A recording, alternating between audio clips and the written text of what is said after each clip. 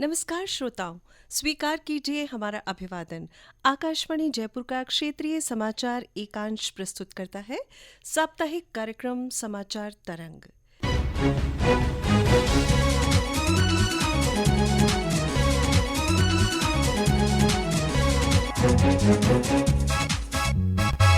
इस अंक का विषय है सेना और देशभक्ति। इस पर बातचीत के लिए आज हमारे मेहमान हैं कर्नल राजेश भूकर, निदेशक सेना कल्याण रोजगार संगठन राजस्थान। सेना से सेवानिवृत्ति के उपरांत आपको लंबे अरसे तक कॉरपोरेट जगत में काम करने का अनुभव है। इसके साथ ही आप नियमित रूप से प्रतिष्ठित समाचार पत्रों और पत्रिकाओं में आलेख लिखते हैं। बालिका शिक्षा और वंचितों के लिए आपने मन की खुशी के लिए काम करना शुरू किया और आपकी ये पहल कई बच्चों के लिए आशा का प्रतीक बन चुकी है। आपके प्रयासों को इस वर्ष सेना दिवस के अवसर पर पुणे में सेनाध्यक्ष द्वारा वेटरन अचीवर्स अवार्ड से नवाजा गया। आकाशवाणी स्टूडियो में आपका बहुत बहुत स्वागत सर।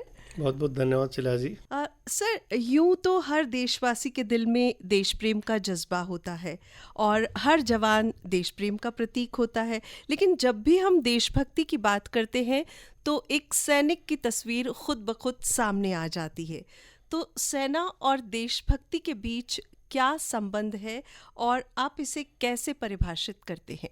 किसी भी इंसान में, चाहे वो सैनिक हो चाहे कहीं पे भी हो, देशभक्ति एक नेचुरल इनहेरिटेड भावना है जो बहुत ही अंदर से जागृत होती है, या फिर कभी हालात की वजह से भी थोड़ी बहुत देशभक्ति जागृत की जा सकती है, लेकिन इसके अलावा और कोई स्कोप नहीं होता देशभक्ति। कोई दिखावा हो, कोई किसी को आप पढ़ा नहीं सकते देशभक्ति क्या है।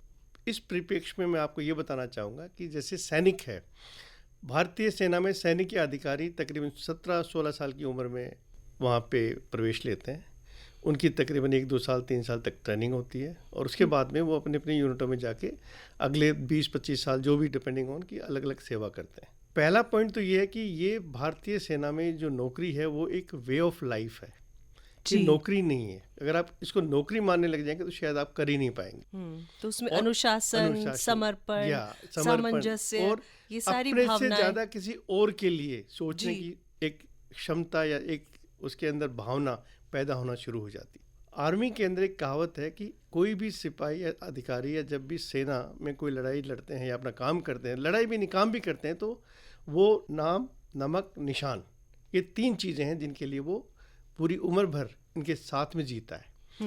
नाम जैसे खुद का नाम, परिवार का नाम और उस यूनिट का नाम जहाँ से वो अपना पूरा जीवन व्यतीत करता है, तो उसके लिए वो लड़ाई करता है कि मेरे से पहले मेरी यूनिट का नाम, मेरे परिवार का नाम, ये कभी खराब नहीं होना चाहिए, तो मुझे उनका ध्यान रखना। सेकंड इज नमक। नमक वो होता है जिसका मैं खा रहा हूँ, यानी देश मेरी देखभाल कर रहा है, ये आर्मी मेरी देखभाल कर रही है, मेरे परिवार की देखभाल कर रही है, तो उस नमक का एक हक अदा करना मेरी जिम्मेदारी है। और तीसरा है निशान। आप देखेंगे इंडियन आर्मी के अंदर हर यूनिट में एक फ्लैग है, एक निशान है, और उस निशान के लिए इतनी ज़्यादा आपके दिल में एक श्रद्धा भाव है कि आप उसके लिए कुछ भी कर सकते हैं। जैसे हम बोलते हैं ना, घर घर तिरंगा, तिरंगा झंडा, ये आपको बोलने की जरूरत नहीं है। जब भी सैनिक राष्ट्रगान या तिरंगा देखता है तो उसके अंदर बिना चाहे या बिना सोचे भी एक अलग से भावना और अलग से उसका रिएक्शन होता है। जी सर, हम समझ पा रहे हैं कि आप ये सिर्फ कहने के लिए नहीं कह रहे, आपका अनुभव बोल रहा है। जो क्षण आपने जिए, सीकर से आपका संबंध है और जो ये शेखावाटी अंचल से आप आते हैं, जहां सीकर, झुंझुनू जिले देश को सबसे ज्यादा सैनिक देने वाले जिलों में से माने जाते हैं, तो क्या वहाँ की आबो हवा में या वहाँ की मिट्टी में ही कोई खास बात है या उन लोगों में ऐसा जुनून है फौज में भर्ती होने का? आज से तकरीबन 100 साल पहले या 50 साल पहले जाइए, शेखावाटी के अंदर पानी, जब वर्षा ऋतु में पानी होता था तब एक ही फसल होती थी। पूरे बाकी 9 महीने तक कोई संसाधन नहीं था, कोई तरीका नहीं था कि आदमी कैसे अपना समय बिताए या कैसे कोई न कोई एक्टिविटी करे। तो उसकी वजह से बहुत से लोग इससे बाहर निकलने के लिए जाने लगे। कुछ व्यापार में गए और ज्यादातर सेना के अंदर उनको मौका मिला तो वो सेना में जाने लगे। एक बार जब सेना में जाकर उन्होंने जीवन देखा, जब वो वापस गाँव में आए तो हर घर के लिए एक फक्र का विषय बन गया कि मेरा बच्चा सेना में गया। तो ये एक आपसी होड़ मानो आप इसको, या जो भी मानो, या एक परिवार के लिए फक्र की बात सोच के ये शायद एक होड़ की वजह से धीरे धीरे झुंझुनू सीकर के घर घर में आपको एक सैनिक पाया जाता था। मैं थोड़ा सा आपको आगे ले जाना चाहूँगा। ये शेखावट ही नहीं, किसी भी सैनिक के लिए लागू है। आप अगर हिंदुस्तान में इंडियन मिलिट्री एकेडमी में कभी जाएंगे तो वहाँ पे एक चैटवुड मोटो लिखा हुआ है।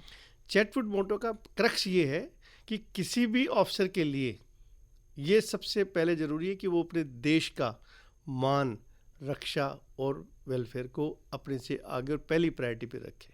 उसके बाद उसके नीचे जो जवान या अधिकारी हैं जिसकी वो कमांड कर रहा है, उनके वेलफेयर और सेफ्टी के बारे में सोचे। और आखिरी में खुद का कंफर्ट या खुद की सेफ्टी, ये उसकी लास्ट प्रायोरिटी मानी जाती है। और इसी भाव से शायद वो जब वापस घर पे जाता है तो ये उसके जीवन का हिस्सा बन चुका होता है कि मैं पहले देश की सोचूंगा, फिर समाज की सोचूंगा, फिर परिवार की सोचूंगा और फिर खुद की सोचूंगा। ये एक रिवर्स इंजीनियरिंग उसकी लाइफ के अंदर इंक्लूड हो चुकी है। जी सर, एक फौजी होने के नाते आप और आपके जो परिवार के लोग हैं, परिजन हैं, कितना गर्वित महसूस करते हैं, और कुछ ऐसे मोमेंट्स हम चाहेंगे कि आप हमारे श्रोताओं के साथ साझा करें जिन्हें आप विशेष रूप से याद करते हैं। मेरे परिवार में जैसे मेरे नाना जी पहले फ्रीडम फाइटर थे और उसके बाद उन्होंने भारतीय सेना में तकरीबन 10 साल सेवा करी और सेवानिवृत्त होने के बाद वो वापस आए। जब मैं 12th क्लास के बाद में बाहर मेरे पास IIT या इंजीनियरिंग या मेडिकल हर एक ऑप्शन खुला था, तो मैं स्कूल से वापस घर आया। तकरीबन 100-150 आदमी वहाँ बैठे हुए थे। मेरे नाना जी उस समय सीकर के MLA भी हुआ करते थे। तो उन्होंने पहला शब्द पकड़ा, मेरा हाथ पकड़ के लेके गए, बोले ये मेरा नार बेटा, नार इज टाइगर, और ये फौज में अधिकारी बनेगा। तो मतलब उन्होंने मुझे कोई चॉइस ही नहीं दी। हाँ। इससे पहले मैं कुछ सोचता, ये एक आदेश था कि मुझे सेना में अधिकारी ही बनना है जी। उसके बाद मेरे दिमाग में कुछ आया नहीं। पर जब मैं नेशनल डिफेंस एकेडमी में 3 साल मैंने बिताए तो मुझे लगा कि शायद यही जीवन है। शायद वो एक्सपीरियंस मैं कुछ भी कर लेता तो भी शायद मुझे नहीं मिलता। आज मैं उनका आभारी हूँ कि उन्होंने मुझे वो उस दिन ये बात आदेश देकर वो सेना के नेशनल डिफेंस एकेडमी के 3 साल बिताए। वो शायद दुनिया की कोई भी ताकत आपको दोबारा नहीं दिला सकती। सर, अगर हम बात करें हालिया ऑपरेशन सिंदूर की, और हम देख रहे हैं इसकी कामयाबी के बाद, इसकी सफलता के बाद पूरे देश में एक जश्न का माहौल है, उत्सव मनाया जा रहा है, जगह जगह सेना का गौरवगान किया जा रहा है, तिरंगा यात्राएं निकाली जा रही है, इवन रेलवे स्टेशंस पर देखें तो उन्हें खूबसूरती से सजाया गया है। तो ये सब सैनिकों का मनोबल किस प्रकार बढ़ाते हैं? भारतीय सेना का मनोबल हमेशा ही ऊपर रहता है, ये आपको मैं बता देता हूँ। क्योंकि उनकी सोच, उनकी एक जीतने की आदत या उनको एक जीने का तरीका जिस तरीके से, वो हमेशा मनोबल को ऊपर, क्योंकि अगर आपका मनोबल ऊपर नहीं रहेगा तो आप लड़ नहीं सकते हो। लेकिन जब देश की यूनिटी उनके पीछे आती है तो डेफिनेटली आपका एक और अलग लेवल चला जाता है। जी, देश है तो हम हैं और हम हैं तो देश हैं, ये एक म्यूचुअल भावना है सैनिक की। सर, आपने कहा कि जो ये हमारा सशस्त्र बल है जिनकी बदौलत हम सभी 140 करोड़ भारतीय चैन की नींद सोते हैं, इनमें जब ये सेना में भर्ती होते हैं तभी इनमें निष्ठा, समर्पण, ये सब इनकलकेट कर दिया जाता है। लेकिन हम ये जानना चाहते हैं कि आखिर भारतीय सेना में मेंटल कंडीशनिंग किस प्रकार की जाती है कि वो अपना सर्वस्व निछावर करने के लिए या जान की बाजी लगाने के लिए कोई जवान तैयार हो जाता है? अभी मैंने आपको जैसे बताया ना, नाम, नमक और निशान, और एक कोहेसिवनेस है, उसे एक भरोसा है कि मैं नहीं भी हूं तो मेरे पीछे मेरी यूनिट है, मेरा देश है, यानी मेरा परिवार सुरक्षित है। तो उस मेंटल मेकअप उसका इतना स्ट्रॉन्ग होता है और धीरे धीरे आपकी ट्रेनिंग में ये इनग्रिल्ड है कि आप जो भी एक्शन या रिएक्शन जो करते हो वो सारे के सारे ऑटोमेटिक एक ही एम के साथ होते हैं कि मुझे अगर जरूरत पड़ी तो मुझे युद्ध में जाना है और मेरे लिए फक्र की बात होगी कि मैं वापस आऊंगा, जिंदा हूँ या तिरंगे में लेट के आऊँ। दोनों हालत में मुझे इस चीज़ की परवाह नहीं होती है कि मैं कैसे वापस आऊँगा, लेकिन मुझे वहाँ जाना है और वहाँ मुझे जीतना है। और एक जो आपके आसपास जितने लोग हैं वो सारी एक ही सोच के लोग हैं, सभी की सोच एक ही है कि हम अपने से पहले दूसरे का ध्यान दें। और जब आपको अपने से पहले किसी और का ख्याल आता है तो शायद ये भावना फिर नेचुरली आपके अंदर बैठ जाती है। सैन्य जीवन की अगर हम बात करें तो उसमें बहुत सी चुनौतियां भी आती होंगी। कभी आपकी पोस्टिंग जो है बहुत बर्फीली पहाड़ियों में हो सकती है और कभी तपते रेगिस्तान में हो सकती है। तो इस तरह की चुनौतियों के लिए सैनिकों को कैसे तैयार किया जाता है?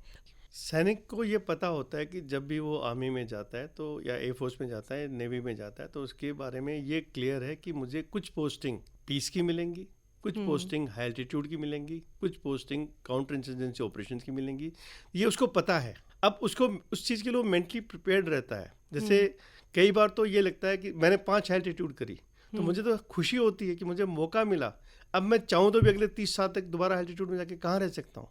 तो ये अपने आप एक नया एक्सपोजर है। और जहाँ तक उसके परिवार की देखभाल की बात है, इंडियन आर्मी में पीछे से रियर में जहाँ बोला जाता है वहाँ पे सारी सुख सुविधा आपके परिवार के लिए उपलब्ध कराई जाती हैं। जैसे मेरी यूनिट पीस में है और मैं वहाँ पे जो लड़के फील्ड में गए हुए हैं उनके परिवार जहाँ रहते हैं तो मैं उनके लिए जिम्मेदार होता हूँ। उनके लिए स्कूल बसें आनी है, उनके बच्चों की पढ़ाई है, चाहे उनका जो भी काम है वो पूरा रियर की यूनिट्स के ऊपर जिम्मेदारी के द्वारा किया जाता है। सर, समय के साथ साथ अब हम कहें कि जो युद्ध का पैटर्न है वो भी काफ़ी बदल गया है और अब तकनीक का भी बहुत इस्तेमाल हो गया, तो आप इस बदलाव को आप कैसे देखते हैं? वक्त के साथ तकनीक तो हमें अपनानी पड़ेगी और अपनाई है। उसका एक वजह आपने ये चीज़ देखी, ऑपरेशन सिंदूर में हमारी जो पहली रात को सक्सेस थी वो एडवांस टेक्निक की वजह से ही हमारे को इतनी ज़्यादा सक्सेस मिली। और कहीं कहीं शायद उसमें पाकिस्तान पिछड़ा तो वो उसके परिणाम दिखाई दिए। लेकिन मैं फिर भी कहूँगा कि आप कितनी भी एडवांस तकनीक करें, लेकिन जो आदमी मशीन के पीछे बैठता है उसका कोई सब्स्टिट्यूट नहीं है। फिजिकल मैनिंग किसी भी इक्विपमेंट की और उस quality of that man behind that machine is more important than even machine. This is my firm view. क्योंकि आपके पास में तकनीक आएगी, एडवांसमेंट आएगा, सब कुछ आएगा, लेकिन उसका काउंटर भी आता है दुश्मन के पास। तो इसकी इफेक्टिवनेस निर्भर किस पे करती है? जो इसको ऑपरेट करता है। ऑपरेशन सिंदूर से जहां हमने जवाबी कार्रवाई की है, उसके साथ ही पूरी दुनिया को एक हमारी सैन्य शक्ति का धाक जम गई है, उसका भी एक शानदार संदेश भी उन तक पहुंच गया है। सलिया जी। और पाकिस्तान तो इतना हड़बड़ा गया कि तीसरे दिन उसने हथियार ही डाल दिए। चाहे वो मीडिया में आप कुछ भी दर्शाते रहो, दुनिया कुछ भी करे, पर रियलिटी ये थी कि तीसरी रात को जब हमला वापस पाकिस्तान की 11 एट फील्ड के बेसिस पे हमने किया तो उनके पास में जवाब नहीं था। जो युवा देश सेवा के लिए सेना में करियर बनाना चाहते हैं, उनके लिए आप क्या प्रेरक संदेश देना चाहेंगे? मैं तो सिर्फ यही कहूँगा, जिंदगी एक है, इसको अपने तरीके से जियो और सच में अगर अच्छे से जीना चाहते हो तो आर्मी में आओ। ये वे ऑफ लाइफ है। ये एक्सपीरियंस आपको हो सकता है दुनिया की सारी सुविधाएं मिल जाएं, लेकिन जो आप जैसे मैंने 22 साल में जो आर्मी से मुझे मिला है, मेरी जिंदगी पूरी उसके बाद में मुझे सोचना ही नहीं पड़ता है। एक मेरे जीने का तरीका इतना ऑटोमेटिक हो गया कि सब कुछ आसान है। आज मैं रिटायरमेंट के 20 साल बाद में भी मुझे फिटनेस की कोई दिक्कत नहीं है, क्योंकि फौज एक ऐसी जगह है जो आपको फिटनेस के लिए भी पेमेंट करती है। आपको खुशहाल करने के लिए वो एक एनवायरनमेंट क्रिएट करते हैं और आपको ज़िंदगी में शायद किसी और के लिए जीने के लिए सिखाते हैं। ये परिवार में होता है या फिर सेना में होता है। कर्नल भूकर, आपका बहुत बहुत धन्यवाद सेना और देशभक्ति इस विषय पर हमारे श्रोताओं के साथ अपने विचार साझा करने के लिए। श्रोताओं, आपसे इजाज़त लें उससे पहले कहेंगे, वाकई हर सैनिक के, हर देशवासी के दिल से निकलेगी न मरकर भी वतन की उल्फत, मेरी मिट्टी से भी खुशबुए वफा आएगी। आपसे आज्ञा लें उससे पहले बता दें, कार्यक्रम प्रस्तुति डॉक्टर जितेंद्र द्विवेदी और प्रस्तुतकर्ता रामनाथ मीना। जय हिंद।